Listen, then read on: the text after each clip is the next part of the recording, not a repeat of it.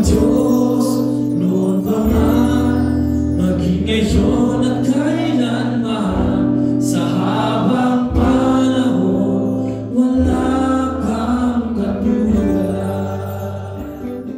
Kayo po ba'y nakaranas na ng sunod-sunod na problema sa buhay? So, mahirap harapin yung ganitong klase ng buhay. Amen? Lalo kayo yung mga tatay. Kasi yung mga tatay, yun yung karaniwang umaharap dun sa mga problema sa buhay. So sabi sa Ruth chapter 1 verse 13b, the Lord's hand has turned against you. As if sa Kanya, para sa Kanya, yung Panginoon ay laban sa Kanya. Yung ginagawa at hinayaang mangyari ng Panginoon sa buhay niya, eh hindi niya nagugustuhan. She seems like to be looking at the Lord and say, dahil sa iyo to Lord eh.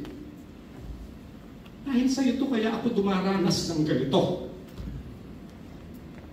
Sometimes when life and challenges in life becomes so difficult, we seem to say that even in our mind to the Lord. Tingnan po natin yung mga miseries ni Naomi sa kanyang buhay. One, she experienced great losses. Una po, she lost her husband. She lost her sons. So hindi lang namatay yung asawa, namatay pa yung dalawang anak. So let's proceed to the second. She was extremely helpless. The Lord's hand has turned against me. As if she was saying, Lord, give me a break. I can't do it anymore. So the question there is, masama ba yan?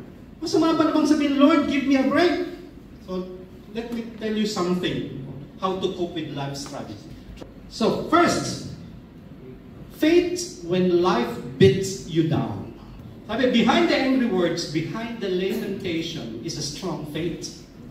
So ibig sabihin, hindi naman pala tawag dito, masama. Yung sabihin mo sa Panginoon, yung nararanasan mo, yung nararamdaman mo. I tell the Lord about what I feel. And I don't feel like sinisisi ko siya. Pero sinasabi ko sa kanya, Lord, bakit ganito? Kasi hindi ko maintindihan. Huwag ka mag-pretend na naiintindihan mo sa harap ng Diyos. Because He knows. Second, steadfast faith through the unknown. Oh, kahit wala kayong problema. Since you don't know what would gonna happen tomorrow, you should have a strong faith with the Lord.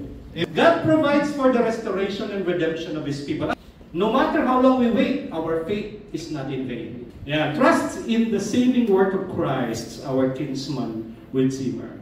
Kahit na hindi natin nauunawaan ang mga nangyayari sa buhay natin, maaari pa rin tayong magtiwala sa Diyos.